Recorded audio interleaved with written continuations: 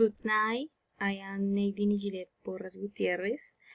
According to the two videos that I watched regarding the use of gun control in the United States, I consider that the video that is most convincing is that of Trevor Noah, because I agree with what he says and how he defends the idea today gun control in the United States is not effective because anyone can buy a gun.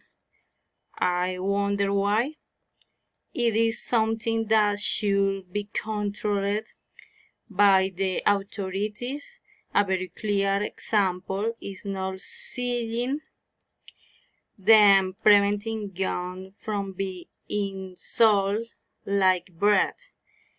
There currently quite a few massacres in the United States precisely because there is not control. Something that seemed terrible to me was the massacre in Illinois school, where there were many dead children and 2 teachers.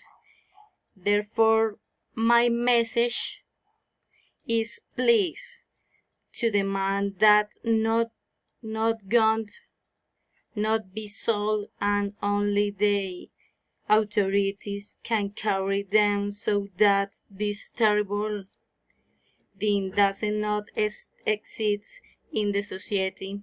I make a call so that no one this is sold to you.